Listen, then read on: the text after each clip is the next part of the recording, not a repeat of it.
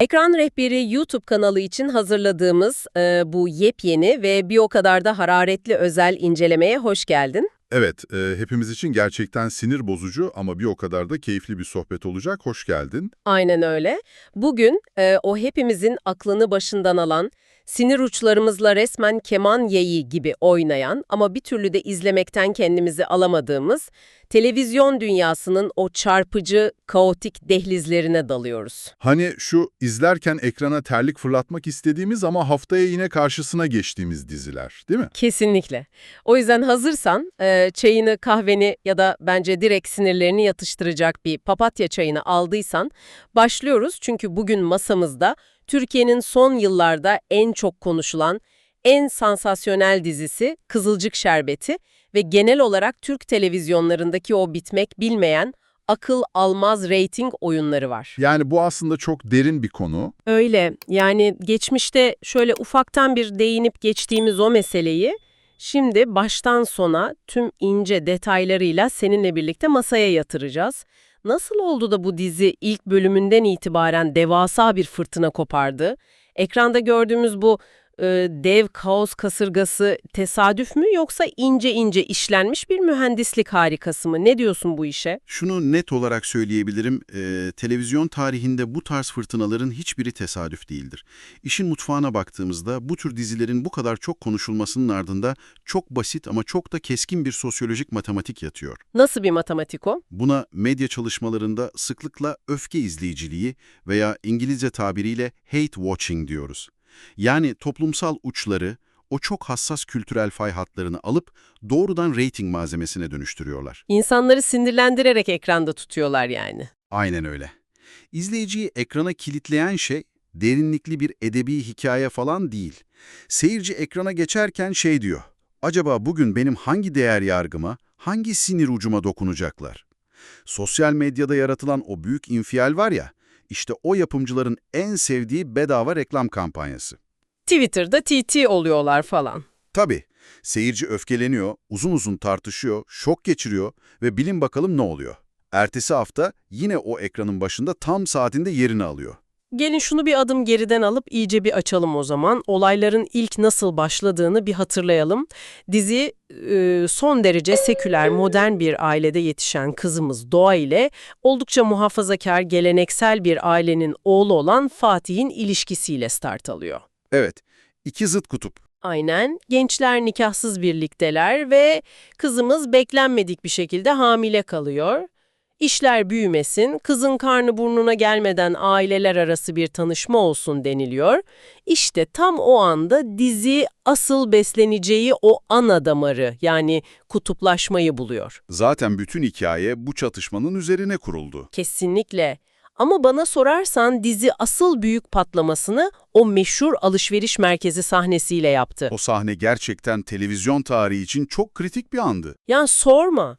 Seküler kızımızın annesi Kıvılcım ve küçük kardeşi Çimen bir mağazada gezerken Kıvılcım başörtülü bir hanımefendiye çarpıyordu yanlışlıkla.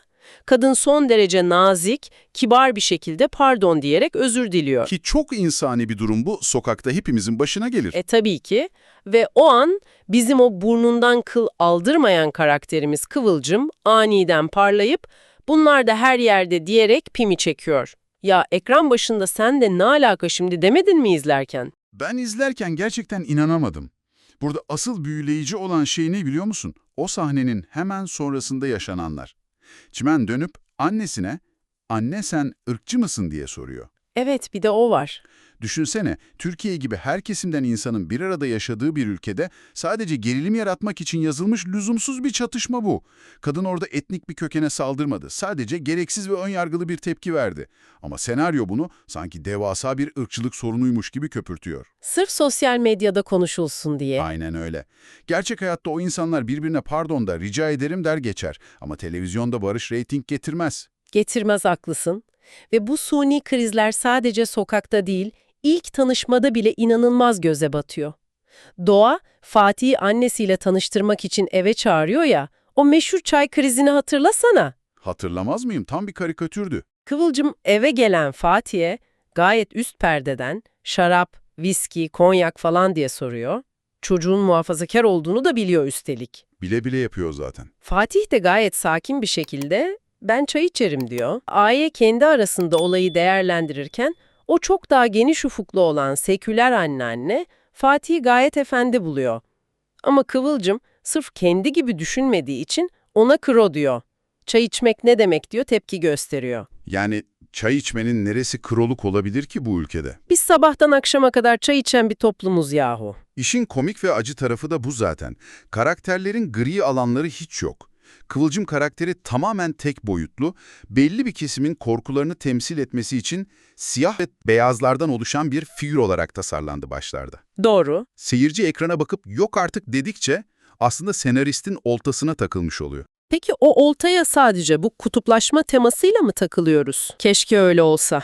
Dizide bir musluk açıp kapama taktiği var ki, yemin ediyorum takip ederken insanın başı dönüyor. O ilişkiler ağı gerçekten bir matematik problemi gibi. Ya senarist adeta elinde bir vanayla oturuyor, açıyorum, kapatıyorum diyerek çiftleri evlendirip boşuyor. Dinleyenler için özetleyeyim, Doğa ve Fatih evleniyor, iki aile akraba oluyor, sonra bu gençler boşanıyor. Tam o sırada da büyükler devreye giriyor. Evet, onlar boşanırken Fatih'in amcası Ömer'le Doğan'ın annesi Kıvılcım evleniyor, sonra onlar da boşanıyor, sonra gençler tekrar evleniyor, büyükler bir daha evleniyor, yetmiyor, bir daha ayrılıyorlar. Ya ben anlatırken yoruldum, bu nasıl bir kısır döngü? Bunu bir isimle birleştirirsek, arka planda hikaye üretme konusundaki kısırlığı görürüz. Uzun soluklu dizilerde karakter havuzu dar olunca çivi çiviyi söker mantığı devreye giriyor. Hayat bu karakterlerin karşısına her zaman ısrarla en yanlış kişileri çıkarıyor. O yanlış kişilerde hep aynı dar çevreden çıkıyor nedense. O çarpık ilişkiler yumağı var ya, tüm detaylarıyla vermek lazım bunu, ipin ucu bende tamamen koptu orada. Hangi skandaldan bahsediyoruz şu an? Fatih'in amcası Ömer'in takıldığı, gününü gün ettiği bir kız var ya hani, ayrılıyorlar. Sonra senaristler inanılmaz bir hamle yapıp o aynı kızı döndürüp Ömer'in yeğeni Fatih'e yazıyorlar. Gerçekten iğrenç bir seviyeydi o. Bu kadarı da pes derken Doğa cephesi karışıyor. Doğa Fatih'ten ayrıldıktan sonra Giray adında hani tam doğru kişi diyebileceğin efendi bir adamla tanışıyor. Biz ekran başında oh be diyoruz, kız sonunda düzgün birini buldu. Ama tabii ki televizyon dünyasında düzgün insan yoktur. Yok. Giray'ın meğer üvey annesi hevesle ensestvari inanılmaz çarpık bir ilişki yaşadığı, Yani düşünsenize, yeni partneriniz, güvendiğiniz biri çıkıyor, sonra öğreniyorsunuz ki ebeveyni rolündeki kişiyle karanlık bir ilişki yaşıyor. Burada mantık yok. Sadece midenizi bulandıracak kadar şok edici bir etki yaratmak var. izleyiciyi aptal yerine koymak resmen bu. Hele ikinci sezon finali kaosu, gelin Nilay bir şeyler öğreniyor, sadece bir fotoğraftan yola çıkarak herkesin ortasında Ömer'in o bahsettiğimiz kadınla yattığını ima ediyor. Ve ortalık kelimenin tam anlamıyla savaş alanına dönüyor. Aynen öyle. Üçüncü sezon başlarken de Kıvılcım gidiyor Cemal adında narsist, tehlikeli bir tiple tanışıyor. Kapanmayan bir toksik musluk. Sürekli karanlık, ahlaki sınırların silindiği yollar. İşte burası gerçekten ilginçleşiyor bak. Çünkü dizide yeni bir kilit açılıyor o dönem. Yaşça büyük erkeklerin ellerindeki gücü kullanarak gencecik kızlarla yazılması teması, muhafazakar baba, hani o saygıdeğer dede Abdullah karakterinin vukuatları, O ataerkil figürün imajının yıkılması olayı. İşlenişi gerçekten sınırları çok zorladı. zorlamak ne kelime ya. İlk sezon gidiyor kendi gelininin teyzesiyle gizli gizli görüşüp evlilik planları yapıyor. Kadın ikinci sezon finalinde karnı burnundayken ölüyor. Adam yas tutacak sanıyorsun. Ama televizyonda yaz kısa sürer. Sürer mi hiç? Doğan'ın gencecik bir akrabası geliyor diziye. Gelir gelmez Abdullah'a yanlamaya başlıyor. Sonra Kantar'ın topuzunu öyle bir kaçırıyor ki Abdullah'ın resmi nikahlı karısını zehirleyerek öldürüyor. Gerçekten akıl alır gibi değil. Sonra da eve yeni gelin olarak kuruluyor ya. Belgeseli gibi. O denksiz ilişkinin bir cinayetle taçlanıp normalleştirilmesi inanılmaz. Ve bu cinayet teması 3. sezon finalindeki o meşhur kanlı baloyla tavan yaptı. Hayal et, herkes bembeyaz giyinmiş, şık bir balo. Abdullah'ın en büyük oğlu Mustafa, annesinin katilinin o cici annesi olduğunu öğreniyor orada. Tam bir görsel şiddet şöleni. Adam Terminator moduna giriyor yahu. Çekiyor silahı, kendi kardeşini ve o cici anneyi vurarak partiyi kana buluyor. Beyaz elbiseler içindeki kan lekeleri tamamen şiddetin estetiği üzerinden sunulmuş ucuz bir sinematografik klişeydi aslında. O kadar doğru ki. Ama bak, o sancılı 4. sezon başlangıcı tam bir Rütük radarıydı. Doğa ve Fatih evli ama yine araları limoni. Ve skandal patlıyor. Fatih'in kız kardeşi Nursema'nın kocası Firaz ile Fatih'in karısı Doğa'yı yan yana yazıyorlar. Yani düşünsenize kayınbiraderinizin karısına aşık oluyorsunuz.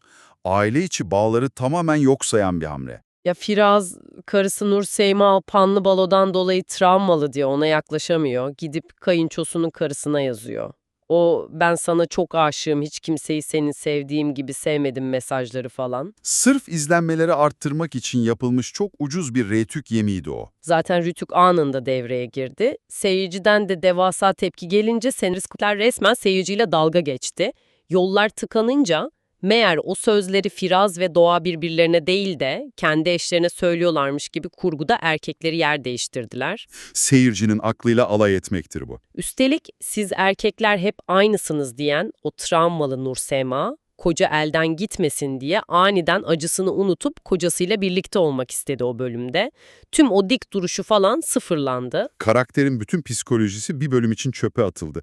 Sünnet krizi patlak veriyor. Fatih'in amcası Ömer'le Kıvılcım'ın çocuklarının sünnet meselesi. Orası çok ilginç bir kırılma noktasıydı. Kendi kültürüne yabancılaşma diyor. Cadılar Bayramı'nda şeker toplar, yeni yılda ağaç süslersin. İşte senaristlerin en büyük çelişkisi, daha doğrusu taktiği bu. Ortalığı çorba ediyorlar, akıl almaz cinayetler yazıyorlar ama bazen de böyle haklı sosyolojik mesajlarla durumu bir anda toparlıyorlar. Seyirci de izlerken o dürüst çıkışa hak veriyor. Kendimize hak verirken buluyoruz, çok enteresan. Reyting düştükçe bir mesaj sıkıştırıp izleyiciyi tekrar yakalıyorlar çünkü. Tabii bir de arka planda yaşanan gerçek hayat krizlerini unutmamak lazım. O oyuncu değişikliği skandalı, Fatih'i canlandıran oyuncu gerçek hayatta uyuşturucu operasyonunda gözaltına alınıyor, test pozitif çıkıyor. Ki yapım ekibi orada doğru olanı yaptı, oyuncunun kalemini kırdı. Tabii ki onu kesinlikle yollamaları gerekiyordu ama yerine gelen yeni oyuncuya seyirci alışsın diye yaptıkları o hamle herkes karaktere sürekli ismiyle hitap etmeye başladı ya. "Naber Fatih? Al Fatih, canım oğlum Fatih." Ya Türk televizyon tarihinin en kötü oyuncu değişikliği geçişiydi. Karakterin yüzü değişince izleyicinin yabancılaşmasını kırmak zordur ama bunu megafonla bağırır gibi sürekli tekrarlamak komik bir amatörlük. Sektörün kervan yolda dizilir mantığıyla ilerlediğinin tam kanıtı. Peki tüm bunlar ne anlama geliyor? Benim kafama takılan şey şu: Rütük neden sadece bazı dizilerin tepesinde zebellah gibi dikiliyor? Ekranda muadil dizilerde akıl almaz olaylar var. Mesela Uzak Şehir dizisi. O da ayrı bir vaka. Özoğlu önce o adama sonra amcasına baba diyor. Ya 2025 yapımı Halef dizisine ne demeli? Ya sorma, o inanılmazdı. Sadece sözünden dönüldü diye bir kadının elleri kolları bağlanıyor, kafası örtülüp karşı aşiretin oğlunun evine atılıyor. Al bununla evlen diye kargo paketi gibi atıyorlar kadına. İşte maalesef burada ataerkil şiddet ekranda görünmez bir tolerans buluyor kendine. Etniye veya dine dokunmadığı sürece denetim olmuyor genelde. Çifte standart bu. Eski dizilerde de öyleydi. Aşk-ı Memnu'yu düşün. Behlül gidip göz göre göre amcasının karısına yürümedi mi? Yürüdü hem de bütün ülke nefesini tutup izledi. Kimse aile yapımız bozuluyor demedi o zaman. Yaprak dökümü var bir de. Romanda gayet edepli olan Oğuz karakteri dizide ne hale geldi? Leyla'yı istiyor, olmayınca Necla ile evlenmesi gerekirken dizide iki kız kardeş arasında o piti piti yaptı adam resmen. Sonra da gidip patronunun karısına salça oldu. Hele Ferhunde, kocasını banka soymaya itip hapse yolladı, daldan dala atladı. Bunlara neden dokunulmuyor peki? Burada yapımcıların çok stratejik bir taktiği var aslında. Bazı diziler bile isteye beni kaşı diyerek Rütük radarına girmek istiyor. Bu sansür tartışması onlara bedava ve devasa bir PR sağlıyor. Anladım. O kaşıntının en net örneği de 3. bölümü yayınlanan Aynı Yağmur Altında dizisi oldu. O meşhur domuz eti skandalı. Evet, sosyal medyayı yıktı geçti. Seküler bir kadın karakter, muhafazakar misafirlerini ağırlıyor ve onlara spesiyal olarak domuz eti kızartması sunuyor. Yahu nüfusunun %80'i, 85'i Müslüman olan bir ülkede sen kalkıp bunun normal bir çatışma gibi yazamazsın. Müslüman mahallesinde salyangoz satmak tabirinin tam karşılığı. Sırf dikkat çekmek, sırf tepki görmek için paranın ve reytingin adabı tamamen unutulmuş durumda. Yani bu kültürel kodları hiçe saymak değil de nedir? Bu tamamen ucuz bir ticari manipülasyon, ekranda sosyolojik bir ayna tutmakla, izleyicinin değerleriyle açıkça alay edip etkileşim kasmak arasında çok büyük bir fark var. Ama neyse ki televizyonlarımızda saçmalamayan işler de oldu. Oldu. O simit satarım ama onurumla yaşarım diyerek reyting kaygısına yenik düşmeyen çok özel diziler de izledik. Mesela 2023 sonlarında başlayan Bir Derdim Var. Sadece 6 bölüm sürdü değil mi o? Evet, gençlerin sorunlarına eğilen, kendi çizgisini hiç bozmayan bir işti, sırf dikkat çekmek için o saçma sapan ilişki ağlarına falan girmedi ve onurlu bir şekilde final yaptı. 2022'deki Kusursuz Kiracı da öyleydi bence. Çok farklı, psikolojik gerilim türündeydi. O da sadece 6 bölüm dayandı maalesef. Ana hikayesini reyting uğruna satmadı. Çizgilerini bozmayıp onuruyla veda ettiler. Çok doğru. Aslında bu bize televizyon kültürümüz hakkında çok şey söylüyor. Kaliteli işler kısa ömürlü olurken sinir krizleri geçirten işler yıllarca sürüyor. Burada dinleyicilerimize şu kışkırtıcı soruyu sormak istiyorum konuyu toparlarken. Acaba ekranda gördüğümüz bu absürtlükler toplumun karanlık bir aynası mı yoksa sadece bizim öfkemizden ve şaşkınlığımızdan beslenen ticari bir illüzyon mu? Bir sonraki diziyi izlerken bunu aklınızın bir köşesinde kesinlikle tutun derim. Gerçekten üzerine uzun uzun düşünülmesi gereken muazzam bir soru bu. Artık dinleyenlerimiz de bir sonraki diziyi izlerken senin bu soruyla ekrana daha farklı bir gözle bakacaklardır eminim. Umarım öyle olur. Evet, yavaş yavaş toparlayalım o zaman. Kapatmadan önce ufak bir hatırlatma yapalım. Artık videolarımız kademe kademe altyazılı hale geliyor. Yani videoda istediğiniz dilin altyazısını açıp videoyu o şekilde de izleyebilirsiniz. Azerbaycan Türkçesi, İngilizce, Almanca, İspanyolca ve daha bir sürü seçeneğimiz vardır. YouTube videosunda altyazı bölümünden istediğinizi seçebilirsiniz. Çok güzel bir yenilik oldu bu da. Aynen öyle.